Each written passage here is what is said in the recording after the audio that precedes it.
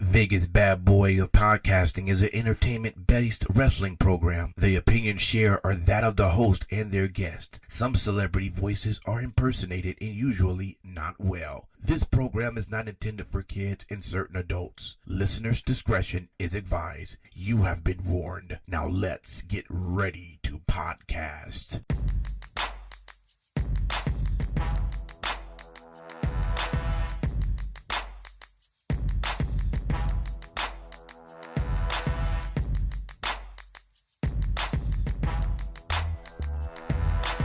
Welcome to another edition of Vegas Bad Boys of Podcasting. I'm your host, DJ Impact, and I have the Bad Boys with me. Simon Street, how you doing? I'm doing good. How's everybody doing? Good. We also got King Lucky. It's me, it's King Lucky. And we have Matt Michaels. What's up? You think I'm cute. You think I'm sexy. There you go. You gonna do the rest of it? A sexy boy. Sexy boy. I am your boy toy. That sounded really good. I think y'all should do like a track. Awesome.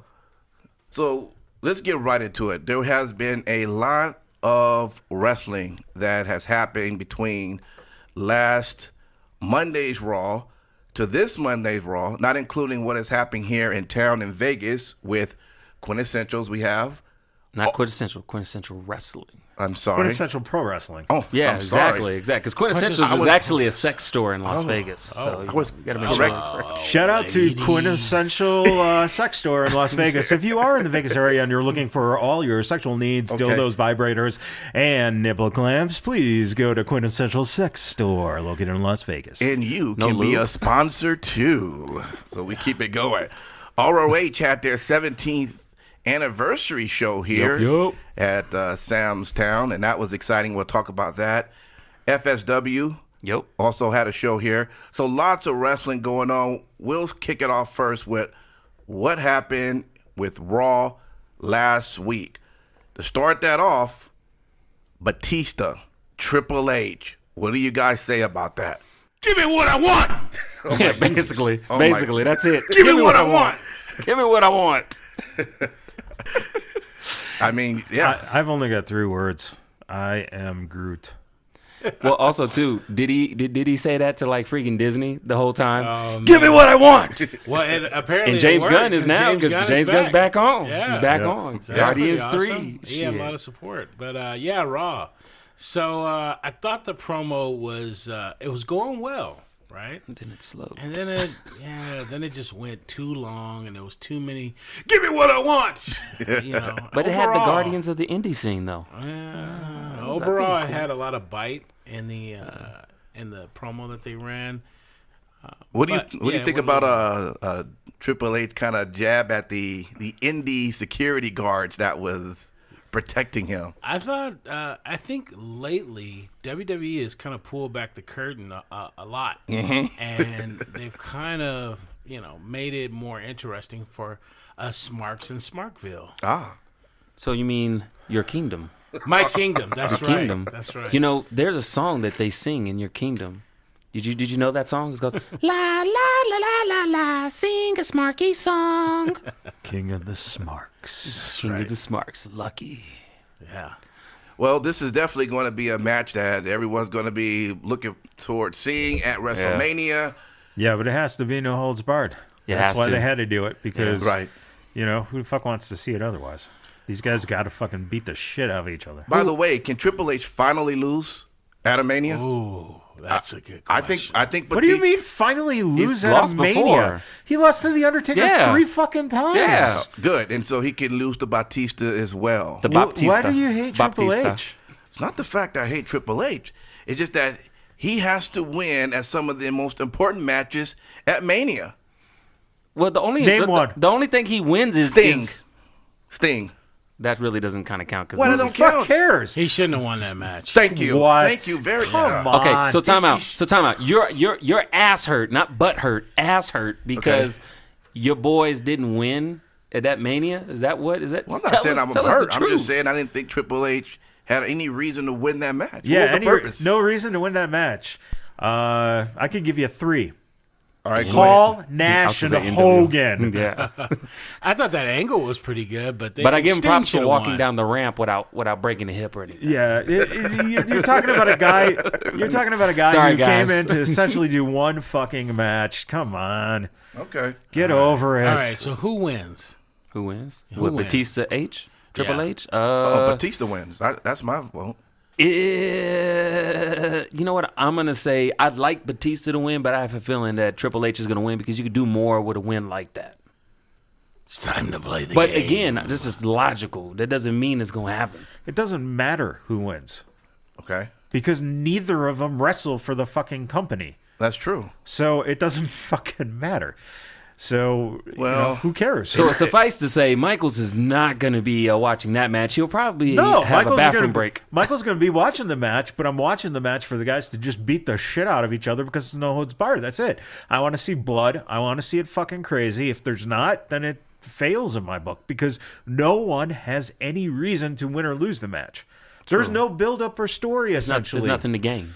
Right. They hinted towards it months ago. Hunter gets hurt, and then you get him healed enough to come back, and now it's like, where does it? All of a sudden, the build is 2 weeks, and I want the match. And the only thing I would say would save it is if Flair comes out and screws Hunter.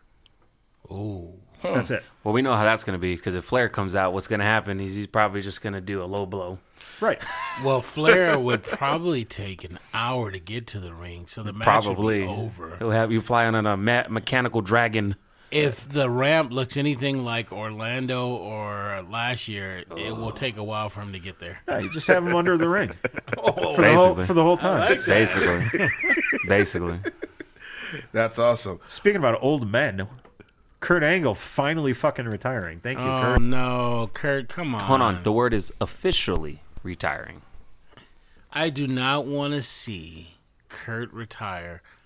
Furthermore, I do not want to see Baron Corbin in his final match. Why? Okay, here So we hold go. on. Time out. Thank I you. would love to see Baron Corbin in his fucking final match. Hold on. Let me pause for 2 seconds. Mr. Two pregnant pauses close to a vegetable with his promos. Okay, so let's get at this. You motherfucking flip-flopping piece of Mark. Damn, that's Oh, like Baron Corbin. I love Baron Corbin. He's fucking good. He's good. I don't want to see him wrestle Kurt Angle. Holy fuck, dude. So I don't want to see. Listen, I've stated before that I actually like Baron Corbin's work, right? what is Yeah. his work? But his work should not be against Kurt Angle at WrestleMania. Then You- who should his work be? Yeah, you mean Who should his work be against? No, mean- let me tell you. you're not going to make the guy at WrestleMania? Why make him? Because him. he's on the fucking roster. You don't need to make Baron Corbin. Vince is going to do that. That's why he's in the match, because Vince is going to make him. But I would Make have him do liked what? to see. Make him do what? Oh, he's going to make him, bro. Make him what? Into Just what? like he made Drew over the last 3 weeks. No, or he didn't the make last Drew. week. He didn't make Drew. You He sure? did not make Drew. He beat make- all of the Shield. I know, but my point is you're taking an opportunity with someone who's already building. Let's just be honest and say it Angle's like not it is. going to be there anymore. Exactly. But Baron Corbin is damn near on life support. So the astounding booze when it was Baron Corbin that was announced. The universe wants somebody else. Fuck the universe. Ooh. The astounding booze is exactly what the motherfucker needs. All right. I mean, in other words, I agree with Michaels. Where he is right now as, oh, fuck, here comes Corbin, that's the best it's going to get for right now. Okay. So if you bring him in Mania just so we're like, fucking get this motherfucker off. What the fuck? Because that's his character right now. Well, he's a fucking ass. I guess if you look at it, that if that's the case, then Corbin should beat him at his last match, right? Yes. yeah, that's what I'm saying. Absolutely. And he should beat him really fucking solidly. God. I mean, based on what they're saying, that's what should happen at the end then. I just feel like, I'll be honest with you, in the last 6 months, I feel like Vince has just botched Kurt Angle's coming home party, right? He's The done guy it. can't wrestle anymore. He's got a little bit in the tank there. Oh, But fuck. why do you have Drew McIntyre just Destroy him, totally motherfuckers? destroy him. Because he He already... doesn't need it. Yeah. Drew is already established. He's- Baron is yeah. not. I don't like Baron Corbin, and I'm telling you, this is the way to fucking do it. I guess. Impact, you think Corbin's winning this one? Oh, I don't think he should win. No, I do like Corbin. We didn't say what you think. What do you think he is going to win? Chances are he's gonna lose to Kurt. But if it's the other way around, I'm totally okay with that because I can buy that. I can see Kurt losing that match, and he's going to get the big praise either way, and he's going to even get a bigger praise if he takes that loss, and I guess that should build Corbin up a little bit as well. But I'll be happy either way. But I don't know. I can see maybe Kurt pulling it off. Who Shawn knows? Michaels' last match, lost. Ric Flair's last match, lost. That's true. That's the whole purpose of the match. last match. Is you get beat by someone most times that admires you. In this case, it's someone that you despise. Okay, so here's where I would like to see that the match go. I would have liked to see. Can we get some fucking trumpets? Can we get some trumpets? Hear ye, hear ye! I would have liked all to see citizens of Smarkville, thy King Lucky is going to say something to the masses. I love it. I would have preferred to see John Cena and Angle. Fuck, my dick just got very, very, very limp off of that. Is that the best you can dig out the bag of Smarkville? Man, But tell Come him, on, man. But tell him why you. Okay. Tell him why you say that. first match in the WWE, right? Right. So John Cena faces who? Kurt Angle. It ties a bow around this whole thing, and that's to Around what fucking whole thing? his career. Why does John Cena tie a fucking bow? I think it's a better match, hands down. Oh, Jesus Christ. Well, I can tell you right now. You've been a wrestling fan for how fucking long? All my life. Oh, shots. We're talking Shots. decades. Shots, ladies and gentlemen. Shots. All I'm merely saying is I hope John Cena is good as tying a knot on the bow that you speak of as he is with tying the knot with Nikki Bella. Because we know that shit didn't Well, work. we know that didn't work, but Well, let's jump over into something because I know you're going to end up having to take off just a little bit. Yes, I am. Simon Street. So, Quintessential Pro Wrestling. You and Matt Michaels went to this event in Las Vegas. Tell us about this experience at the show. It was, we went into it and we didn't know what to expect. I will say, after watching the first couple of matches, I was very impressed with the booking, the way it was. The atmosphere was good. The pace of the matches seemed right. And there was a couple standout matches that I really just thoroughly enjoyed. Okay. I mean, obviously, Stop being vague. Get to it. I'm getting there. I'm trying to fucking build. I would have never thought in my wildest dreams I would see someone win a match by throwing up on a dick. Oh. Not visually like I just said it, but it was put that way. And man, I was just fairly interchanged. But if you want more of an intellectual explanation of what we saw, Matt Michaels, please take it away. Oh, no. Dick getting puked on is very intellectual. So, no, you know It what? involves brain. First off, this was our first experience with the Voros twins. Yes. Chris and Patrick from Vancouver. Get ready, guys, because we will be having them on at some point here. If you don't know who they are, look them up. And they are, without a doubt, one of the best working heel tag teams because they are twins and they get natural heat. Yes. Very natural heat. It's wonderful. Please look up the Forest Twins online.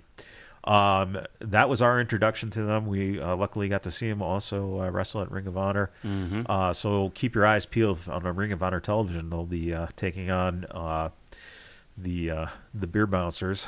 But the Quintessential Pro Wrestling, Ali Parker is a wonderful champion. Yep. Very, very, very good in the ring. Very good at telling a story. Then, you know what? You can't go wrong when you get to see any of the Rascals. This weekend we got to see all of them at different points. Trey worked his ass off. We got to see Trey wrestle 2 matches at Quintessential. He would, the guy is just phenomenal. He works his ass off. Yeah. Dez did a tag team match with him. Dez and Trey are great.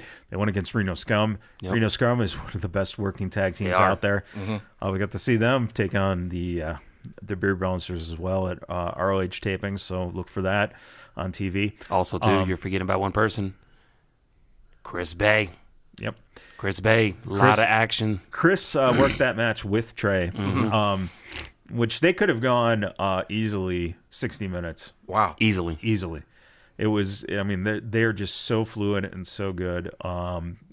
Chris, we saw at Ring of Honor, at FSW. The whole week. The whole week. Wow. The same with the Rascals. Miguel, yeah. I mean, in sorry to cut you off, but what was really cool is even at FSW, he actually had a really great match with Johnny Impact and Teddy Hart. I mean, again, he just fits perfectly. And I've heard some people say it in the crowd.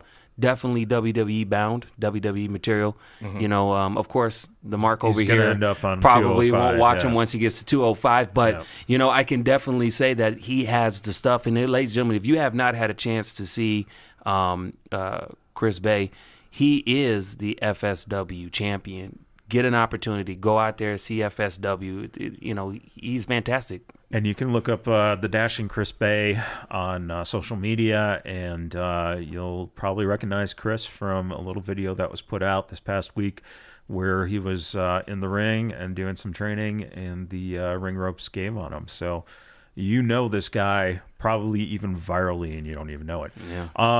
And then a shout goes out to one of my favorites, Filthy Tom Lawler. Tom Lawler, if you haven't watched his UFC career and then transitioning into wrestling, you're missing out. Tom is one of the most entertaining guys, and he is one of those guys to not go over in this match, and yet, he still shined like a star. Mm-hmm. Amazing. And he can do that. He doesn't need to go over and win all the time. That's the amazing thing about Tom. Who was the main event? It was Tom. It was Tom. Yeah, it was Filthy Tom Lawler. Okay. And he took on Barnett. Okay. Yeah. And that actually was a good match. And there's something that I will point out, because I had a chance to talk to a couple of my UFC buddies who really routinely don't watch wrestling at all. And they said that they would actually be cool with having a couple of wrestling matches and then having a couple of mixed martial art matches. They said just something about those being paired together is quite entertaining. And I never really thought to bring that up to them. But with this show, of course, the main event was mixed martial arts style type match. Mm-hmm. And I just noticed the crowd. There was a lot of people in there that I can tell they did not watch any type of UFC, mixed martial arts, Bellator, or anything like that. And they were getting into it. So, I don't know if they do it anywhere else in the U.S., but it seems like Quintessential has got a good little impact going on. And I can't wait for the next next show. To be honest with you, I'm actually quite excited. Well, that's pretty exciting. ROH was also this weekend, 17th anniversary show at Sam's Town. I was there with the rest of you all. Great matches. Wait, with the rest of us all, or with two of the rest of us? The rest of us, because from what we know is, apparently Smarks aren't really into ROH. Wait a minute. Wait a minute. I'm messing with you, I'm in ROH. It's just a long He was week. busy. Yeah. Dictating the folks in the Smarks in Smarkville. Yeah, I was on assignment. That's what it was. Well, so the Cobb versus Shane Taylor match was awesome match. Shout out to Mr. Cobb, did the show with us. Yes, absolutely. And we're looking forward to getting Shane on. That's true. I would like to get both of them on at the same time and hear them go back and forth, because, Shane Taylor is really, really entertaining to watch. And I will be honest with you, I really didn't hone in on him when I watched the show all the time, but seeing him live definitely kind of helped me now gravitate a little bit more to him. I like his swagger. I like the way he walks out. Oh, sorry, that's my alarm for me to go. Jesus, I thought we were all going to get our asses kicked in a second. Never. My God, don't do it.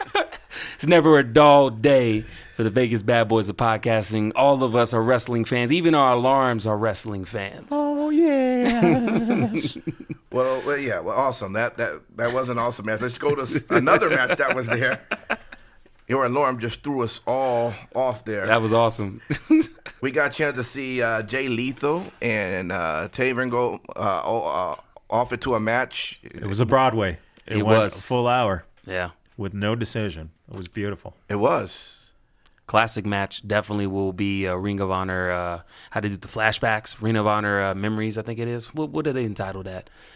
They show it all the time on the show. They do kickbacks. What? You shaking your head? The show's confused. Impact does that. No, ROH does that as well. Oh, I can show you right now on the goddamn on YouTube. They have them all the time.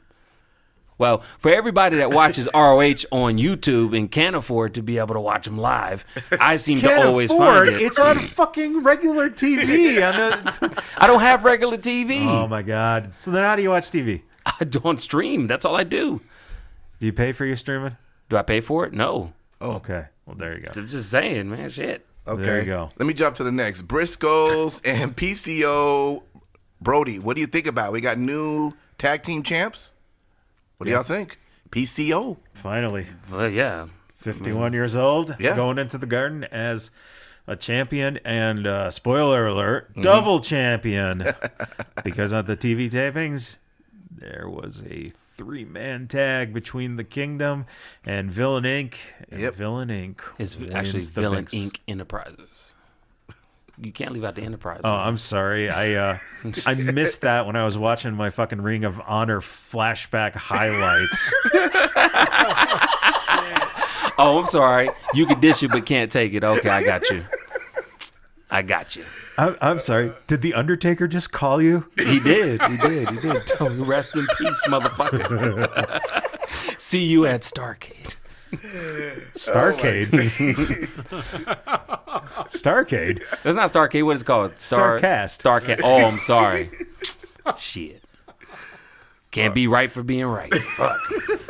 Anyways. No, you're doing all those flashbacks to your WCW programs that you watch, too. Probably should.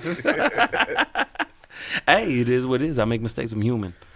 And one person who's not human is PC fucking O, man. I was just about to say that. He took every bit of it. I'm like, God damn, did they make him earn them goddamn titles?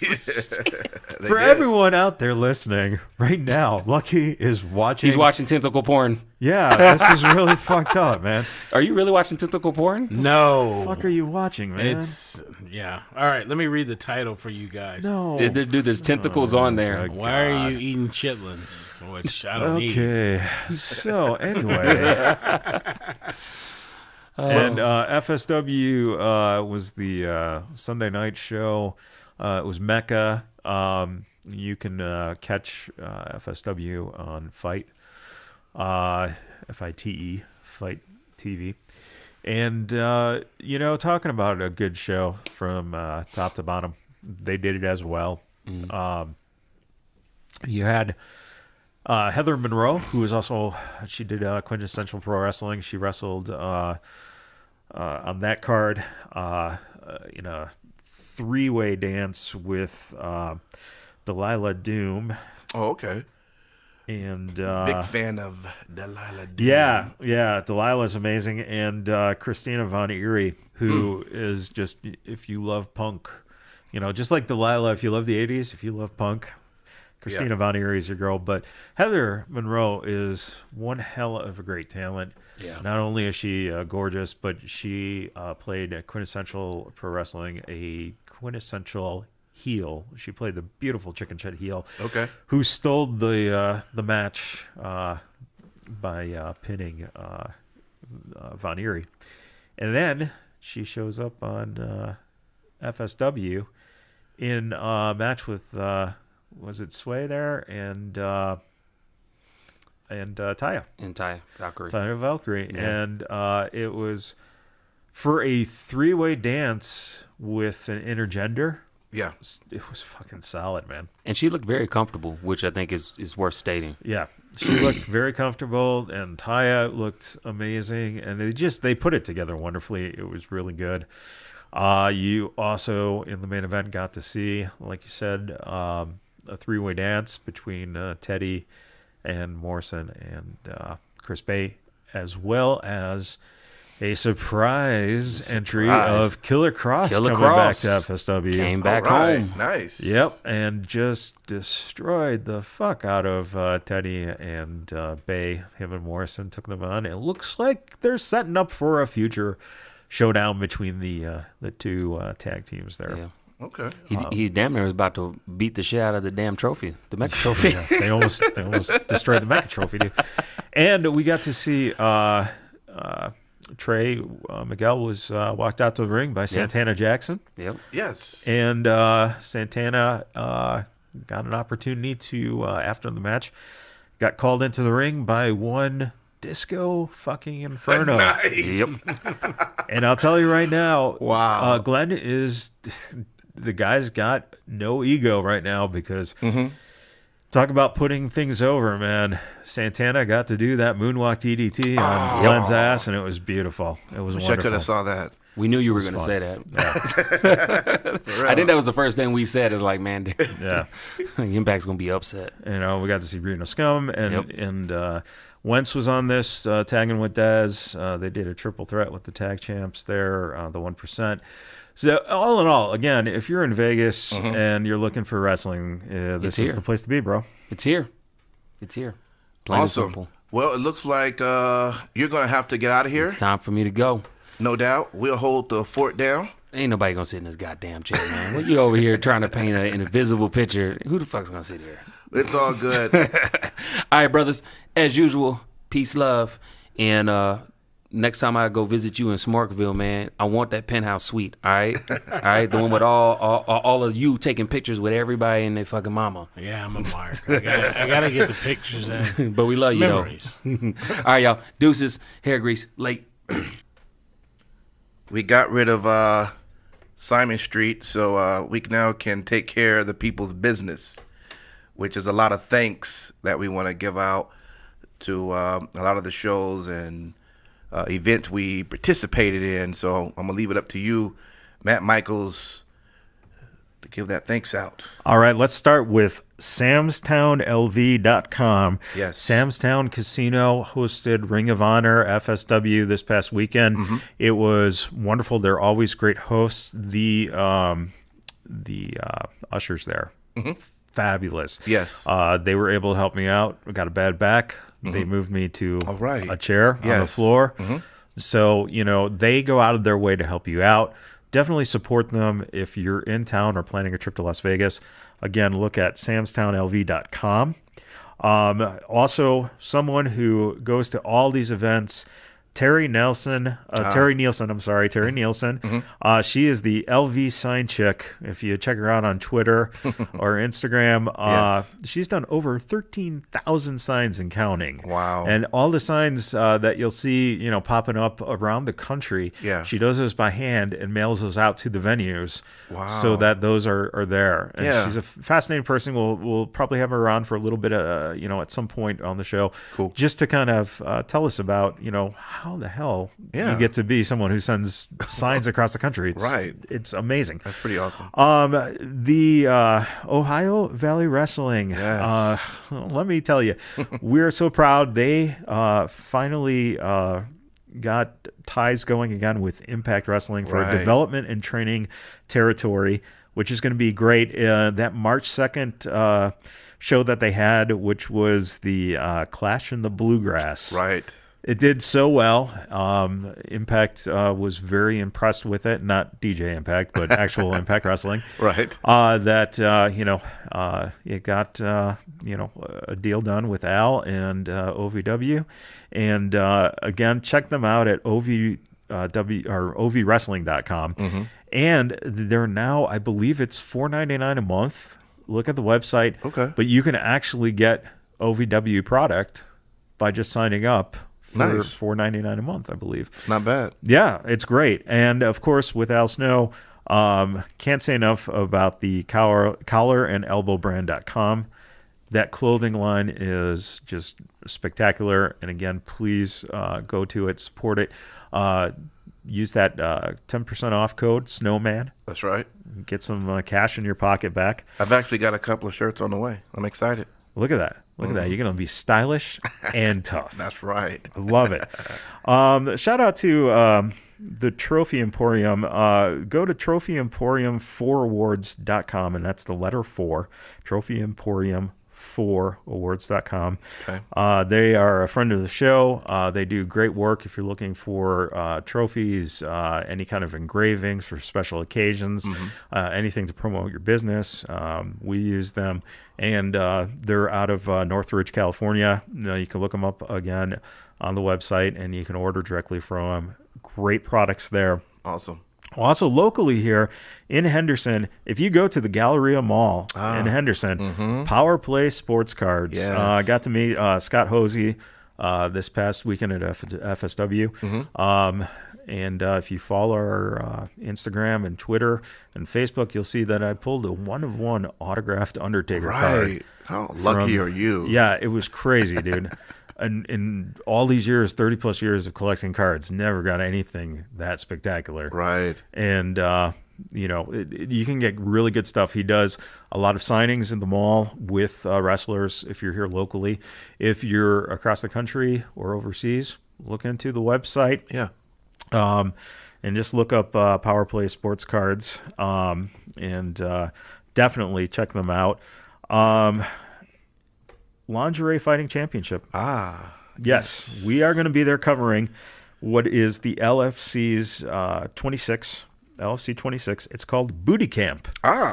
Yes, man. There you go. It's going to be awesome. April 4th, 8 p.m. It's going to be hosted at The Nerd, which is 450 Fremont Street here in Las Vegas. Okay. Or you can catch it streaming live on YouTube live, or just check it out on lingeриefc.com. That's lingeриefc.com. Do I need to convert any 20s into ones? I'm just asking.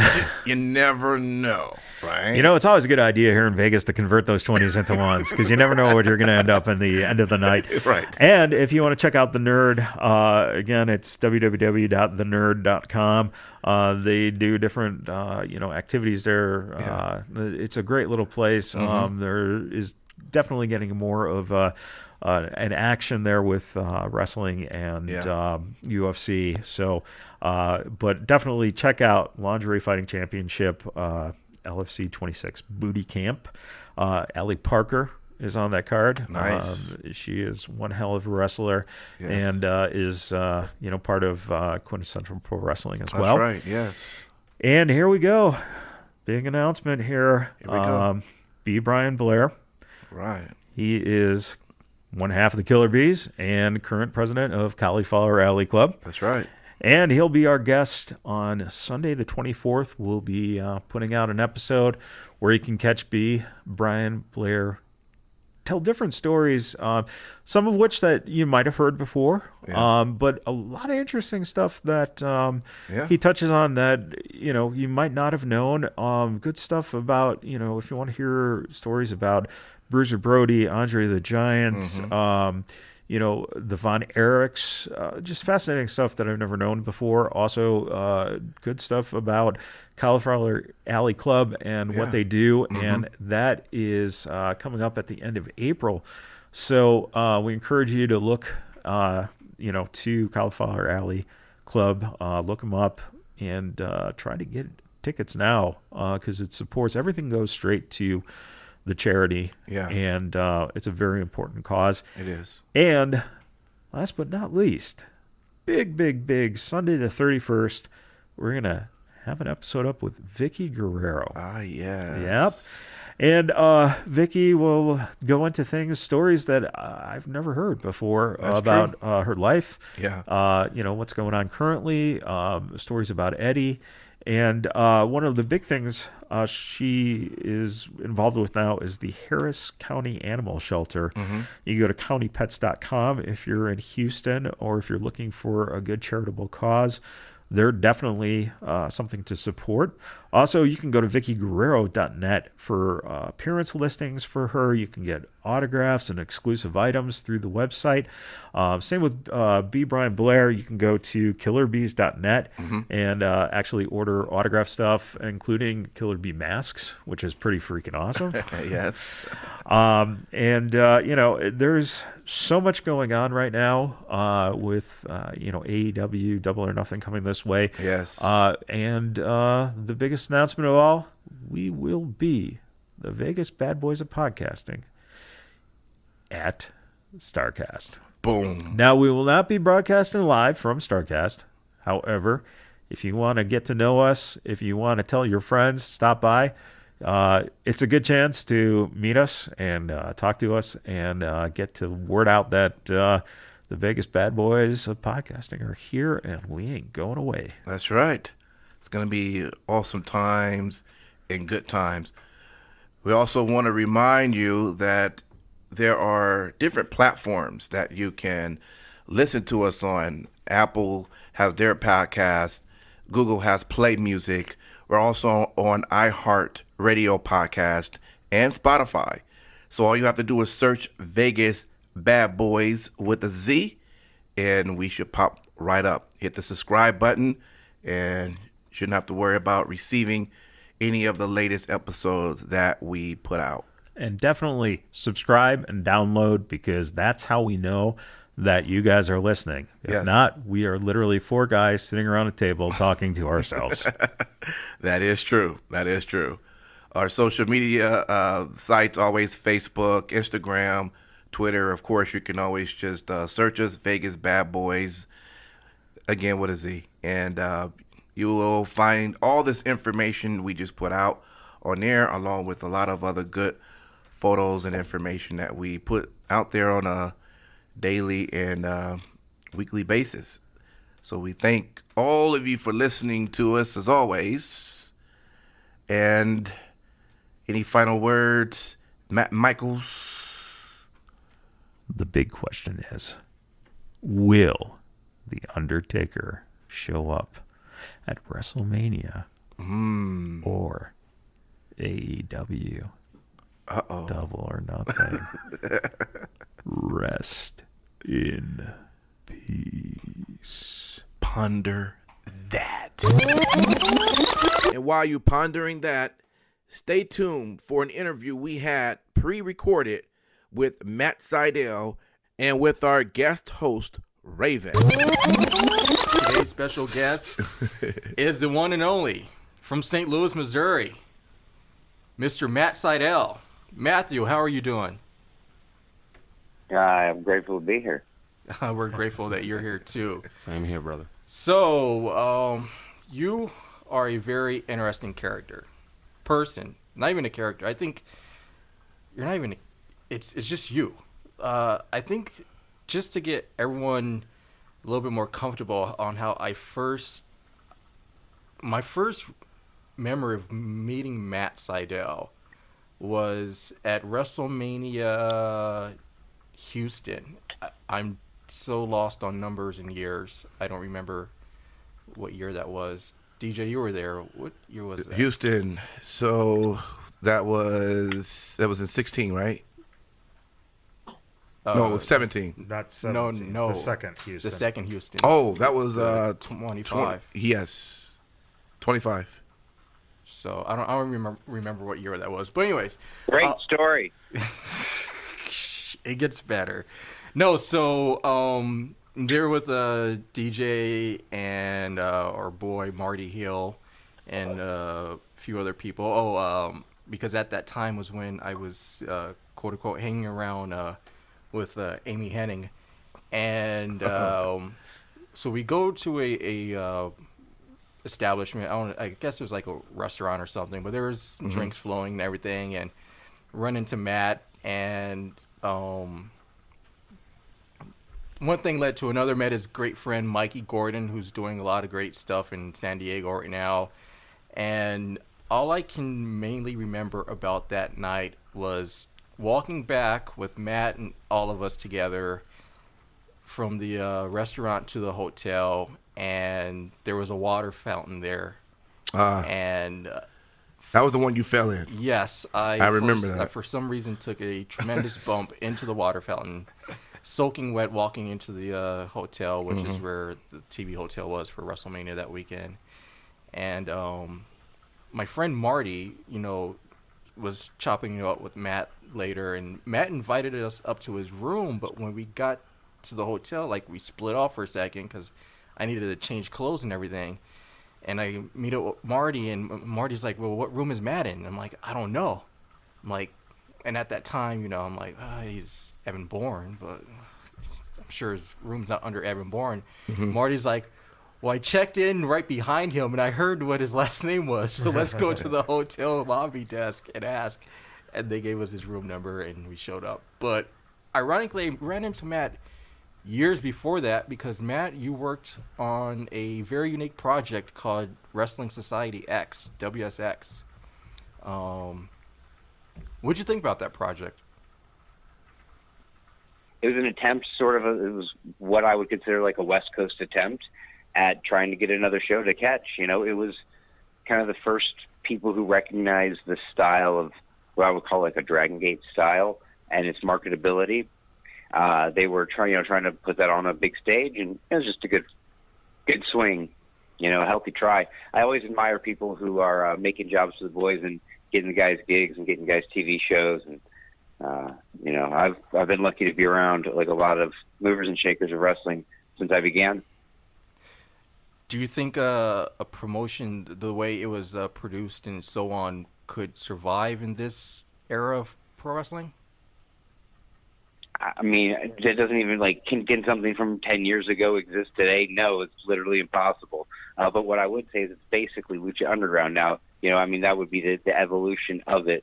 And obviously it's not only succeeded, it's been incredibly successful, putting, Lucha Libre in front of a big audience, and getting Rey Mysterio doing all these matches. There's a ton of great stuff that Lucha Underground's done, and I'm all for more products, more stuff on TV. Everybody says, oh, there's too much. But, if, you're picking, you fast forward, there's not that much to watch.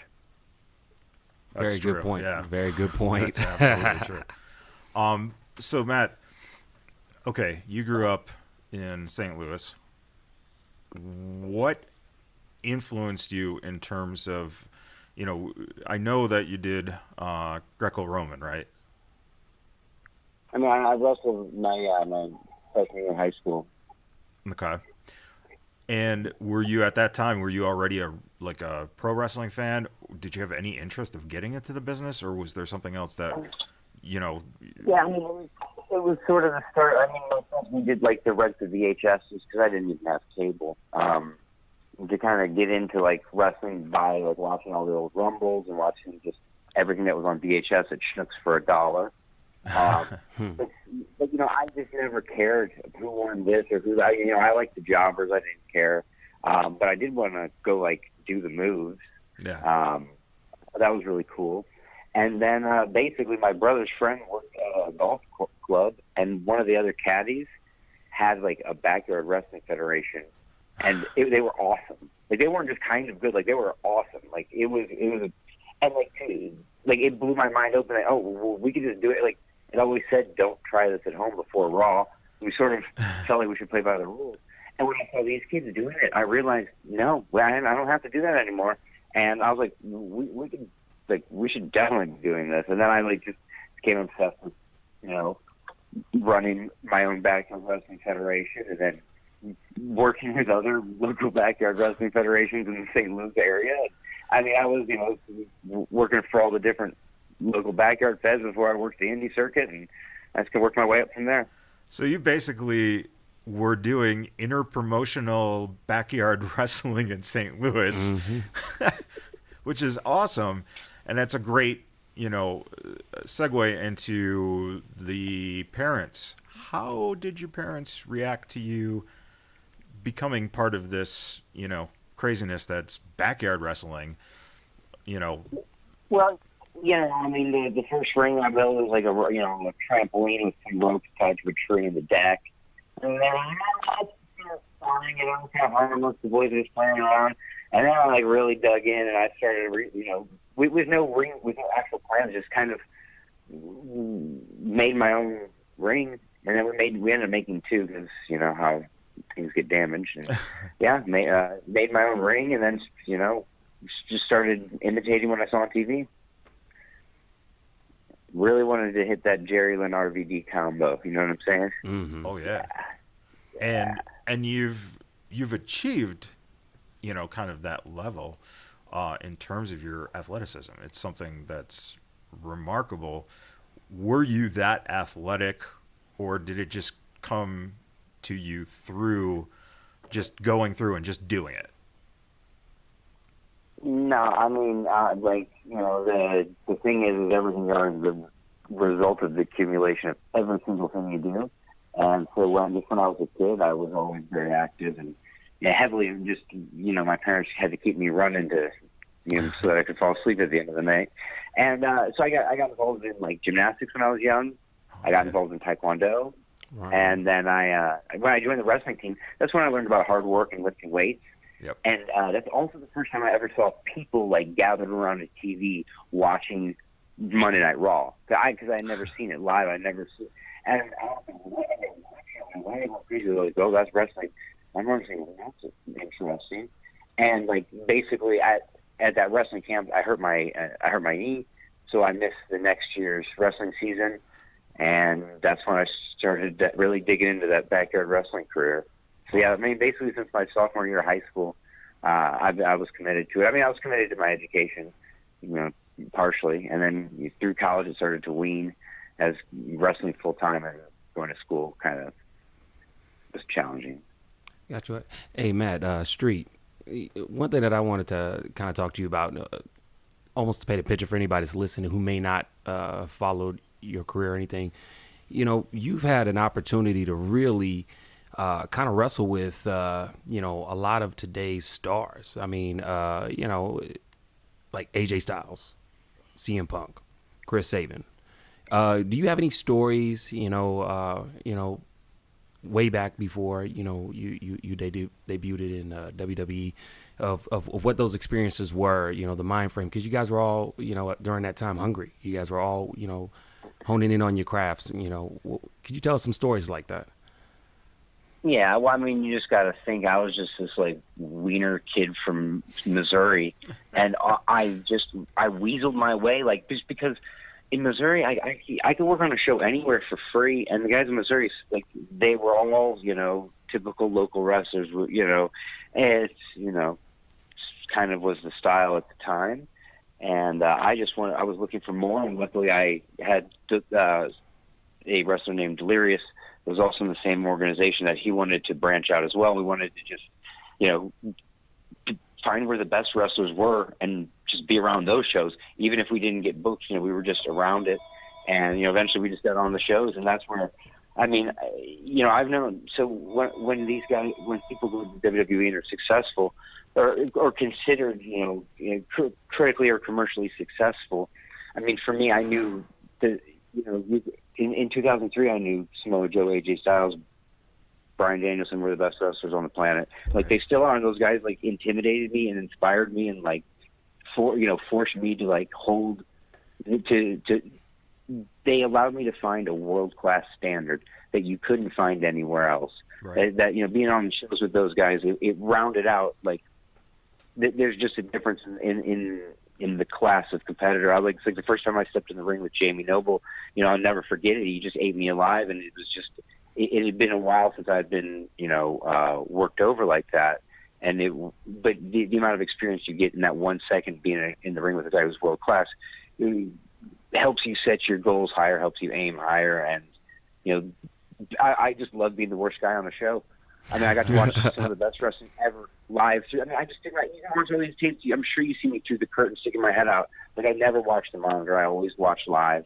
And I get to see the best wrestling all the time. I mean, man, I've seen some good ones. Oh, that's an amazing experience, man. I mean, and definitely, too, it just, I remember primarily seeing you when you debuted at WWE. And that move you do up top rope, oh, my gosh, that's a thing of beauty, man. I remember seeing that, and I was just like, wow, but you looked, from a perspective, you look so comfortable. Do you see what I'm saying? You look so yeah. Well, I mean, it's just a very effective finishing. It's just a very effective move. I mean, like, I don't know. That's why they banned it in UFC. That's why guys aren't allowed to climb off the cage in UFC. It's so dangerous. And so I'm just lucky that WWE allowed me to do it. And luckily I never killed anybody. But I was just looking to win matches, and I'm trying to kill anybody. And so with that the high flying style, the lucha styles, do you feel that? I mean, how is it every day on your body now? Are you feeling anything catch up with you, or is it something that do you still have that spirit of that 18-year-old kid in the backyard? I mean, I was just thinking about how when I backyard wrestled, I went to this new fed that we had never met these kids. We found them on an Angel Fire website. We rented out a YMCA. I climbed up to basketball, and just on wrestling mats, I did a swanton off a basketball hoop. I didn't care that. I still don't care now. None of us could step in the ring if we cared at all about our health and safety. Right. It's literally impossible. You get gun shy, you'd have to look away. I mean, it's just it requires a certain mind state, and those of us who wrestle quite frequently sort of have a compulsion for it, and a drive and a desire for it, and we miss getting hit if we weren't getting hit, and my body is fine. I mean, please, this stuff's easy. If you're well trained and you work hard, I mean, you're gonna have a lengthy career without any injuries. I right now have just a small little thing going on, but I'll be back in no time. These accidents happen. It's combat sports, but it's more. I think it's a mindset thing, and some people like a little bit of sympathy, and some people too proud to ask for any, and some people are in between. Very good point. Very good point. Speaking of combat sports, I know you're. But let me say this. Mm-hmm. Everybody's pain matters, and it's equal. And so, if you're hurting and you think, oh, well, I shouldn't be that bad, it's just my toe. And other people, well, no, it matters because it's you and your pain's real, and it counts. And you should deal with it, not avoid it. Or not, try and compare it to other people's things because it's they're all equal, Right. Speaking of combat sports, I know you're a big MMA fan, especially with UFC going on and big Bellator shows. If there was one person in the MMA world that you would like to see cross over into pro wrestling, who would it be, male or female? Shayna Baszler. Besides the four that are there, or girls are already killing it. But I really think that the mentality and how about Matt Riddle? Oh my God, we don't need more guys. We just need this one who meets all the basic that you would say on the superficial things, but he also meets the intangible things. He has that, I hate this. Oh, let's get these football players and these guys. It always boils down to who the individual is, and that's where the real rubber meets the road, as they say. So I got another question for you, man. Obviously having the rigorous schedule, of going town to town, doing shows. What is it's kind of a two-part question. Number one, what is your things you do to relax, to kind of, while you're traveling, whether you're driving or riding, whatever the case may be, flying. And then also, too, what are things that you do as far as pre-game psychology before you get going? Is it something that comes easily for you, or is it something that you just always have done that gets you locked in and ready to do what you do best? It's just usually I work myself up into a state of insanity before I go out and wrestle. I mean, it's basically the only way to do it. All right. It's just it's not a mind state. It's exactly what I mean. It's not a mind state. It's like a no mind state. That's the best way for me to walk in there where I'm not I'm just in the moment, not thinking about anything forwards or backwards, or just being there and, kind of just listening and hearing. And, that's for me when I'm walking to the ring. One of the things I'm doing, a lot of people are always looking around and worried about what their body is like. I'm like listening. That's sort of my perspective on it. So you almost take it as an actor would approach their craft, where you like to observe and hear and just be totally in the aware. And go ahead. Yeah, I guess what I'm saying is I'm trying to have a calm center, but like you have to go insane also. Right. Like, you just kind of got to be in two places at once. And then, so what gets you then? Because you hear stories about actors who've gotten into roles, and then with that actor, you step away, and you're able to detox. But sometimes it's hard to detox if you've been playing like a heroin addict or something, something that you build up into. After you get back through the curtain, then how does that mindset now, how are you able to unwind it so you can get back to being regular Matt outside of, the wrestling ring? It's very easy, and this is why I do it, is because we leave it all out there. You leave it all in the ring. It's a symbolic act. You literally go out there, you fight to the death, and you die, and you just get to go to the back and you feel fine. All the anxiety you had before the match, win or lose, who cares? Whatever happened, it's over. And like you're.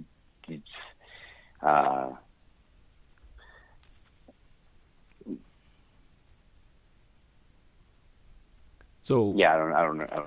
No, that's okay. No, that's right. I mean, that's right on, and I think that's a beautiful thought. Leave it all out there, and you can still separate it. So when you get to the back, all you want is a water to not die. Like you guys gotta understand. Like the goal. Like, in every match, essentially, you're just gonna fight until you literally. The way I learned how to wrestle in Japan is that the match is over basically when one person's dead. And I don't know if you've noticed, that's sort of the style of wrestling that we all kind of aspire to do. And it's just like you put it all out there, and so when the match is over, but I'll be honest, you can come to the back, and that's when I can cut the best promo. Like, I loved being in New Japan. I loved after a match coming back and having 4 cameras in your face and somebody asking you a question because you're fired up. You're still in that moment, like. You're still there because, the match is over, but even at 3, it's like not really over. It's not really even over, so you get to the back, so you're all the way behind the curtain, and then even then you get to the curtain, and there's a presser crew right there with questions for you, and then so you're still going, and so the show just don't end till late, and we're already fired up, and so you end up staying up pretty late, just thinking about things and kicking yourself for like, why did I throw the left kick? I should have thrown the right kick. What am I doing? I shouldn't believe, like, hey, I let him punch me right in the face. I should have, it's just kind of replaying it in my head, and then hopefully the next day I've got a new match to worry about, and so I can forget about yesterday's. That makes sense. So I got another question. I'm gonna try and break it up just a little bit. What would you say in your career, while performing, was an oh shit moment but turned out to work out just fine? Like you were like, oh shit, but it just all worked out and it synced perfectly together. Do you have like a moment like that?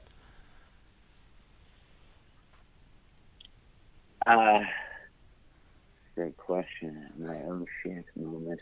I guess the most oh shit moment was when we had the fans pick the match via voting on like text messaging or something, and it was set up so that I would wrestle Sin Cara, and they put the presser votes in, and the votes came in like from Mason Ryan, who was like the C choice, but it was because they had been counting the votes from the previous. Anyway, they missed the mess of the tabulations, and I actually thought it was like a rib on me, but they claimed it was an accident, but it was pretty funny because I was in there standing, just standing in the ring, waiting for somebody to come through on Monday Night Raw live, and expecting Sin Cara, to be 90% Sin Cara. Here he comes, able to do the kind of stuff we had, and Mason Ryan comes out, and we just go do business. Oh, damn. So in a scenario like that, when it's off the cuff and on the fly, who calls it in the ring then?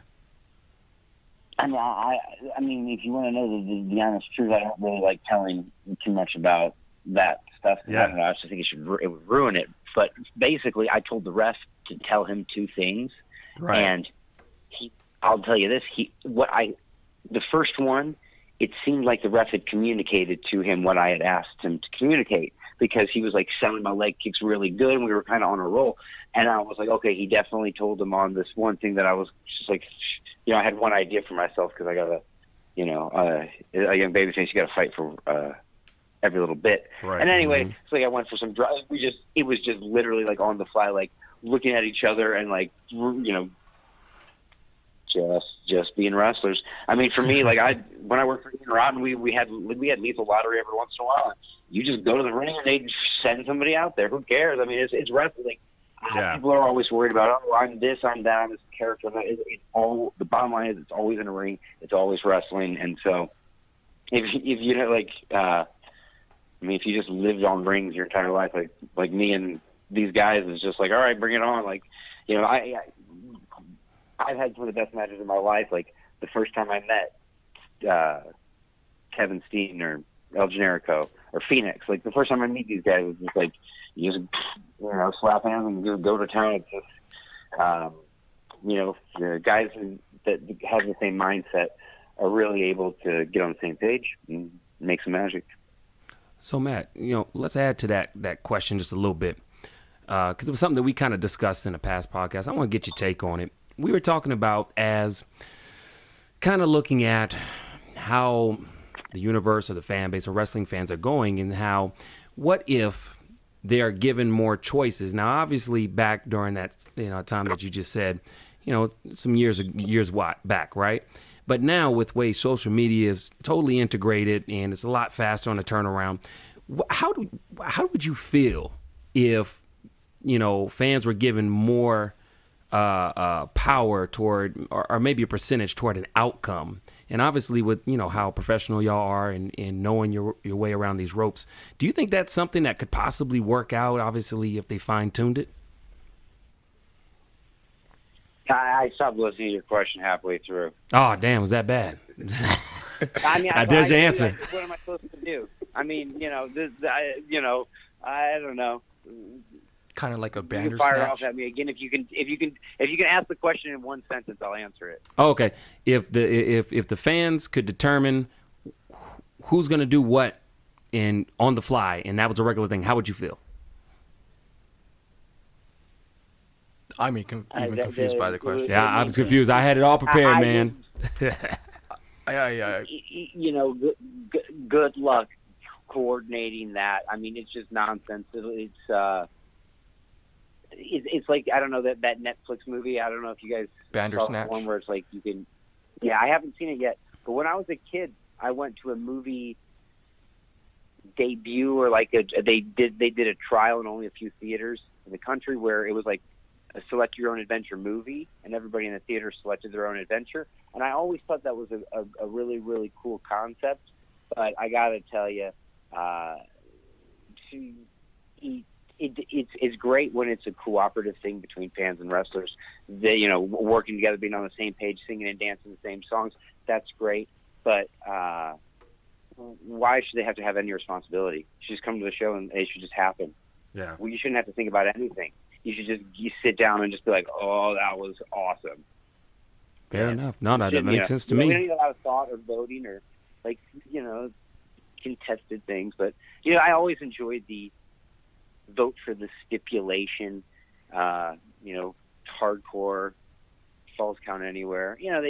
We did that on a lot of house shows in WWE, and fans loved it. So, if it's there's ways to do it. No, that makes sense. If you give them the right option. No, and that sorry it took so long, but that's why I was wanting to ask, because, giving them a choice, but you don't want to give them too much of a choice, obviously, because it takes away the job that, you're paid to do and you do well. Do you see what I'm saying? So thank you for that answer, for real. Oh. Yeah, I mean, it's like, it's picking who wrestles who is just like, people always just make weird assumptions, and it's just, I don't know. There's just a lot of armchair booking, which is just. Don't you just hate that? Don't you just hate people that always think they know everything about the business but have never done anything in the business? Well, it's not where I come to it at all. That's not why I'm upset about it. And it doesn't even upset me. It just makes me sad for them. There's this thing, it's called, what is it called? Erotic irony. And it's when you destroy something you love with your words, like where you just chop it up and destroy it instead of just, appreciating it for what it is, I guess. But my second theory on that is once the wrestling happens, it's for the fans to do whatever they want with it. So if what makes it fun for them is giving it star ratings, then do that. If it makes you fun to make fun of the guys, do that too, because that's hilarious. If you prefer to go online and tell all of them they did a good job, do that too. But one doesn't have more value than the other. The person who goes online after a match says, "Hey, great match," that tweet isn't really better than a tweet where the guy says, "Hey, your gear looks stupid." For me, those have equal value, which is the same, which is basically nothing. Interesting. Good take. So you're one of the few that have gotten to wrestle in some very, very unique venues across the world, from Tokyo Dome, Madison Square Garden, to the VFW in Reseda for PWG.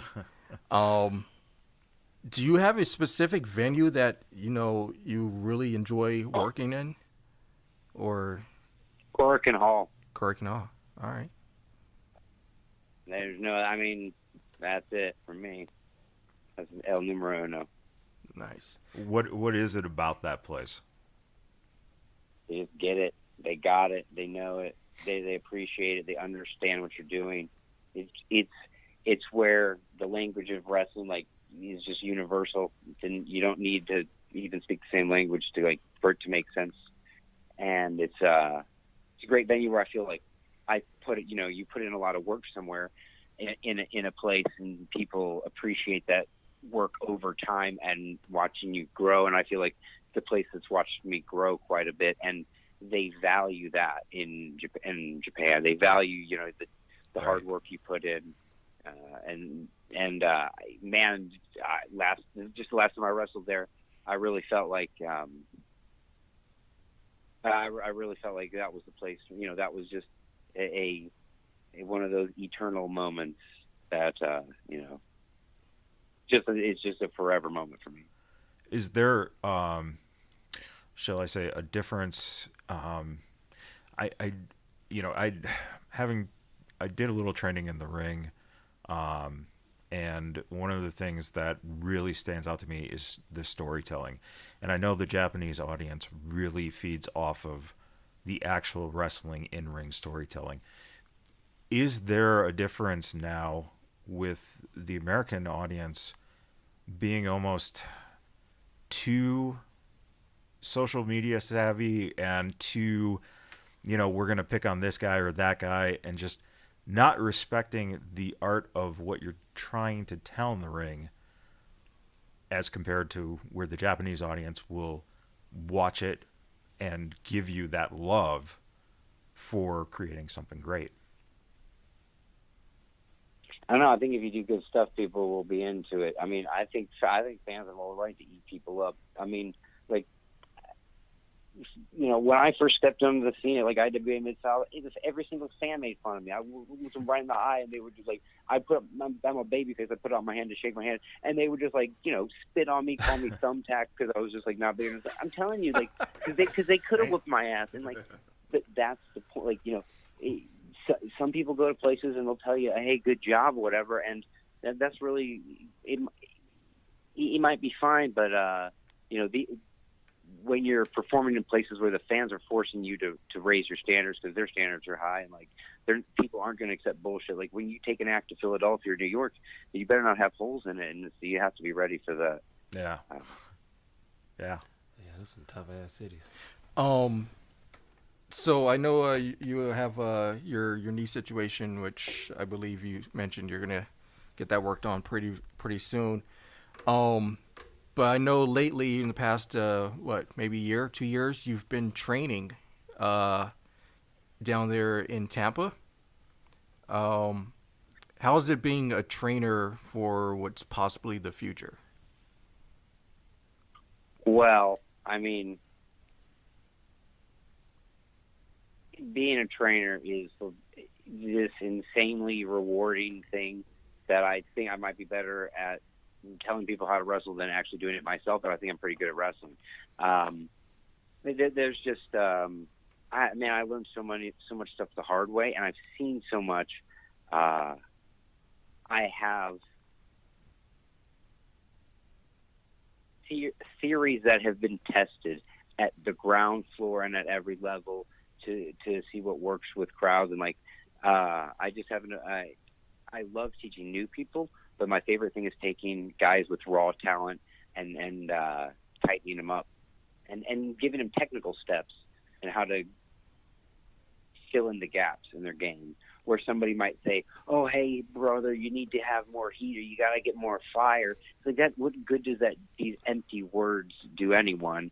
So what I do is I put technical footwork, and I can show people the term.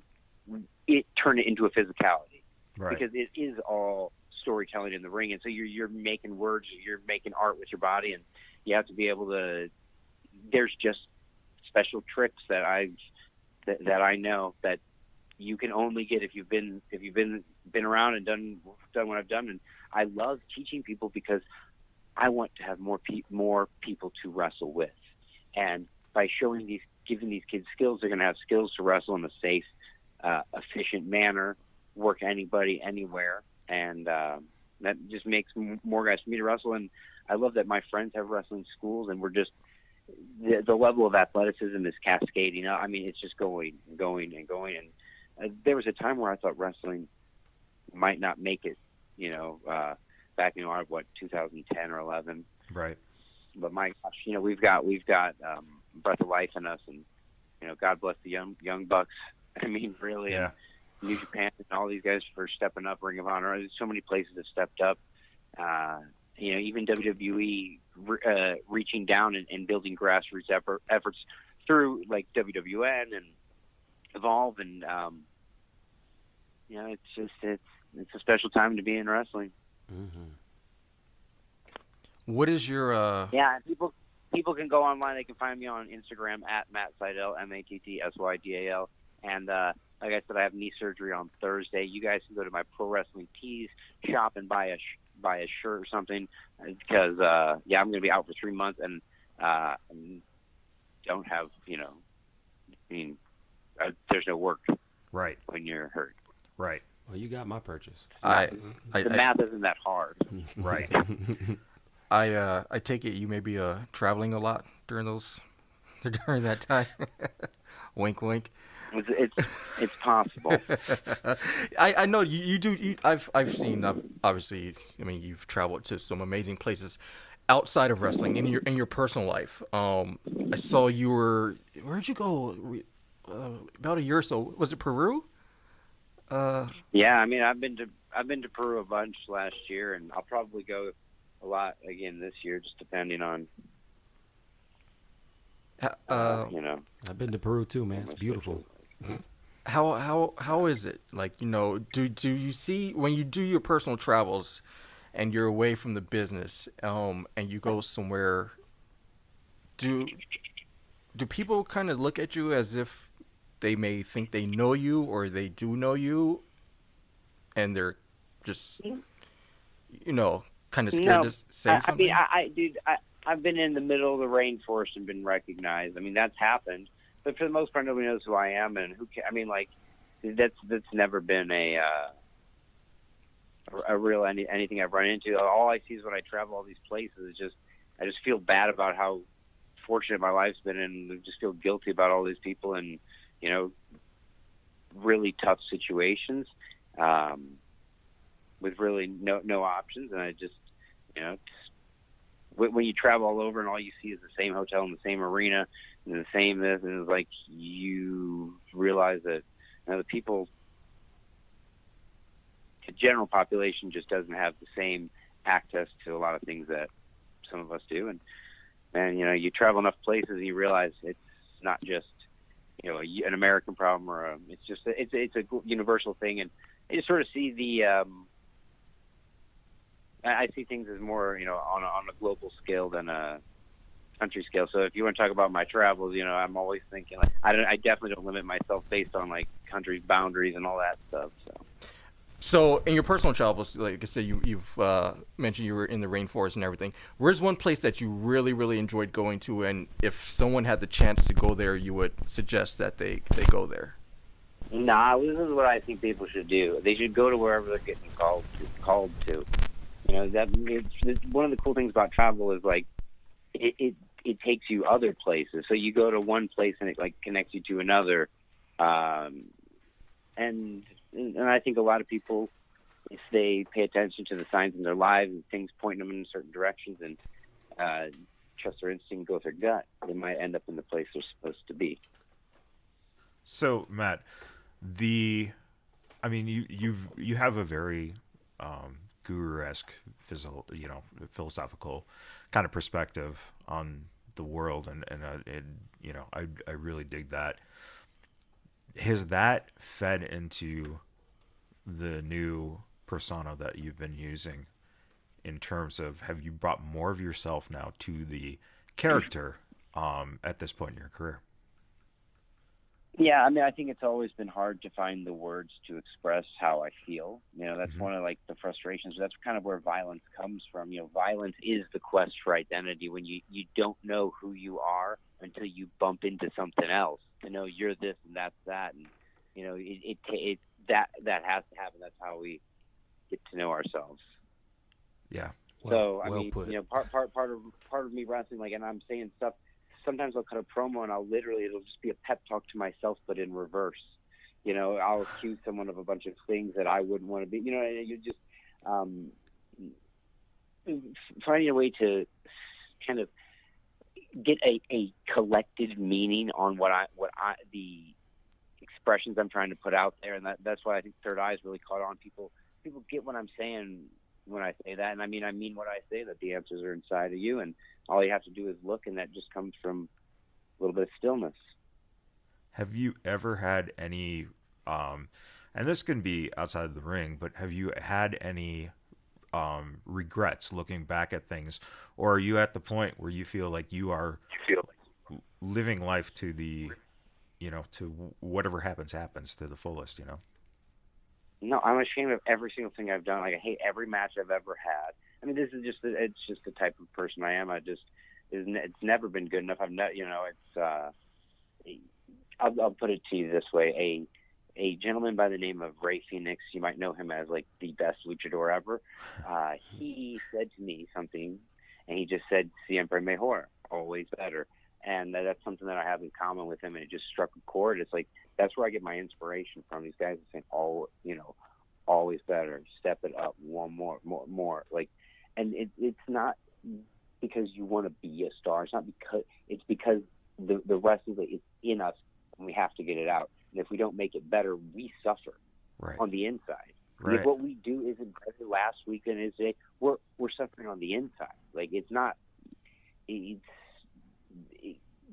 about winning the match or losing the match. It's about, were you better?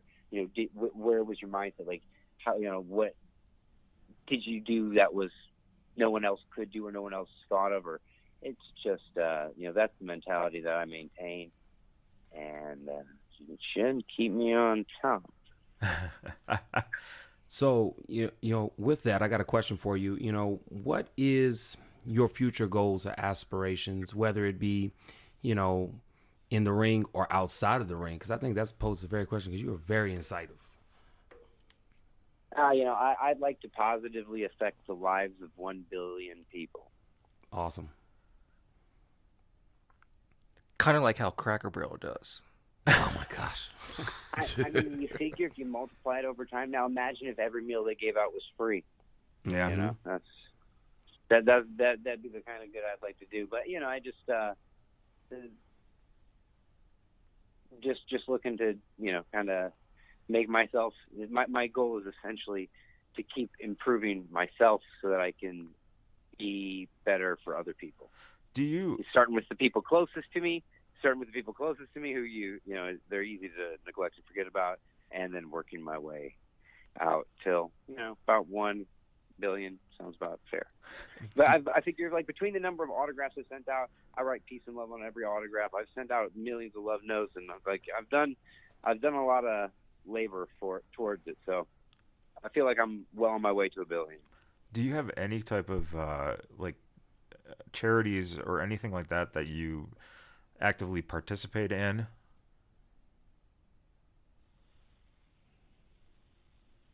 I mean, yeah, there's a few. I don't do like fundraising, any personal fundraising projects. Mm-hmm. But there's like the Seva Foundation, which does like a surgery for people who are blind, and the surgery it's for people in India who need a surgery to cure their blindness so they can see. The surgery is very cheap. It's just they don't have any money. Wow.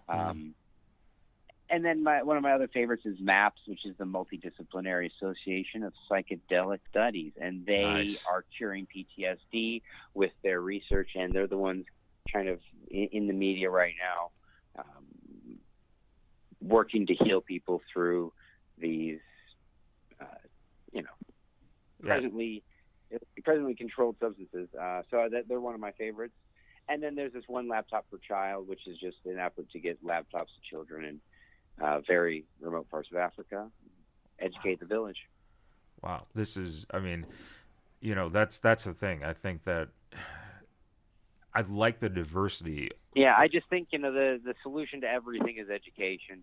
The more, if we educate people, they can, people tend to take care of themselves when you give them the right tools. I think there's a lot of harmony that is possible. Does that come from your parents being educators? That's funny that, I think a lot of that is, that was sort of the quality that was ingrained in my head was that, service towards your education is something that no one can ever take, no one can ever take your mind from you. You're in control of that. And, you can have money or not have money. You can have, but your knowledge is yours. Your wisdom is yours. Your experiences are yours. That's, ultimately all that really matters is, you, yourself, your friends, your family, just that kind of stuff.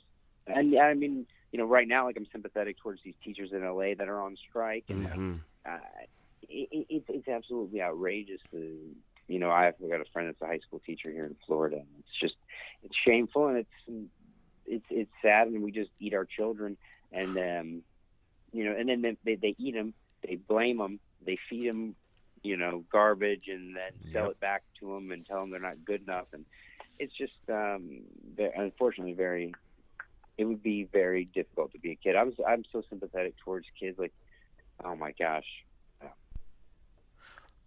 That's why I love them that they have wrestling. At least they got something worth doing. There's always wrestling. I myself, and that's a very good point. I have decided I'm not going to have kids because I feel sorry for what is going on as it is right now. Has that ever been something that crept into you personally, where you felt like maybe I don't want to have a family or something because maybe that your purpose is to actually, maybe reach people and that's your legacy? Or do you see yourself having kids and maybe passing on some of this wisdom to them? Yeah, I mean, I sort of believe that we're all brothers and sisters, so to me, it wouldn't matter if I was directly to my kids or just to everybody. But I'm a family man at heart, and that's sort of the life I enjoy, kind of simple, and I like kids, and I think the more good kids we can put into the world, like well-equipped, well-adjusted kids, I mean, they got to have some swords and shields ready to do battle, but that's the point of life. It's not about having a life without suffering. Like, for me, I think I'm only better as a wrestler now because I've suffered so much more. That I think it just brings and breathes character into you, and it comes out. I mean, it's very hard to put more into a look or more into a stare. It's somehow this accumulation of experience and suffering that you're able to then reconfigure in yourself into your energy and your power, and it becomes something that actually fuels you and makes you better. And it's sort of about letting it go and moving on with it. Because if you hold on to it, it kind of can hold you back. And so for me, that sort of letting go process. And if I ever say, "Oh, this doesn't mean anything to me," well, what I mean, in the moment, everything matters. Right. But things can only happen one way. They happen the way they did, and they couldn't happen any other way. So there's no point in being upset about it. That's like that state of equanimity that I like to live in. But at the same time, yes, it does matter. Yes, I do care. And yeah, I'm going to be insane about this and yell at the referee. Call back. You just have to be able to accept things, man. I mean, and just, try and move forward. Yeah, I get it. Not looking forward either. Living in the moment. Yeah. That's right. Just living. Some of the before we finish up here, obviously, some of the greatest moments of Matt Sydal's career, or highlight reels that are used often a lot in certain video packages, would be the double shooting star press with you and Ricochet. Mm-hmm. One of the most. I don't know how you two have synchronized this so well.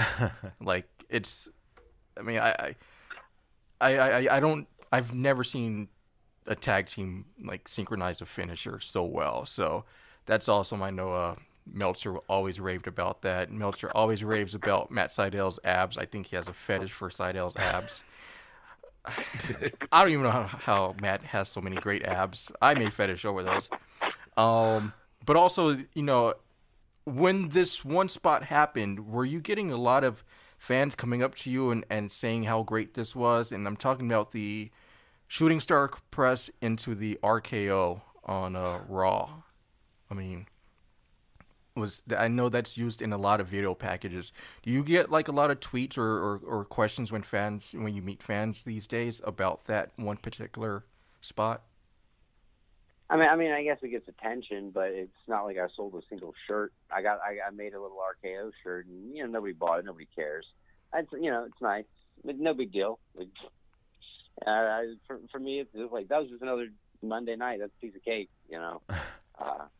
I'm glad it worked. I'm glad everybody enjoyed it. Like it made people jump out of their seats. But I'm trying to do that every single time. Like what I mean? We're always looking to do like my goal every time. Like I expect that to happen every single time where we catch people by surprise like that. In my head, every time I go out there, I think I've got this idea that's going to work just that good. That time we just caught everybody.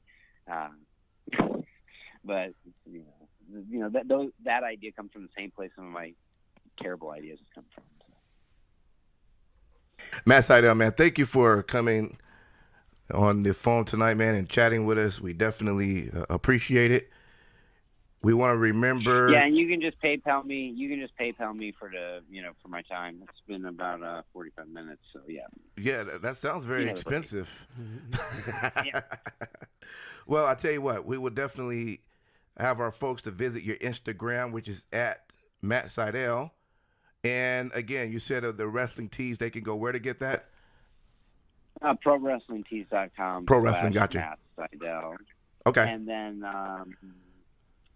if anybody's looking to get wrestling classes, I'm doing online personal training for wrestling.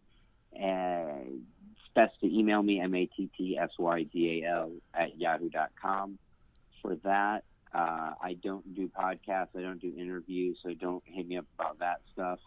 But if you want to learn to wrestle, definitely hit me up. Awesome. We totally appreciate you at least doing this podcast. Yeah, we appreciate it. 100%. I didn't do this. That was the other guy. The other guy. For at least doing it. We will consider that PayPal request. I know a few people in Jacksonville starting a promotion who have a lot of money, so I'll probably try to send something over to you with that. Hey, yeah. I'll fill out the W-9. Matthew, thank you so much. Obviously, you and I will be speaking and seeing each other soon. A little spring training action and catch a game. Yeah. Yeah? Blue Jays, right? They're in Tampa, I guess so. Yeah, whoever's Philly. there. We didn't watch the Phillies. Yeah. Yeah. Hopefully, it could be a St. Louis Cardinals, New York Yankees World Series this year. We need an easy victory. But Wow. thank you so much, dude, for doing this. Appreciate it so much. And I think that is it. All right, peace. Thanks, guys. Matt. Thanks, Matt.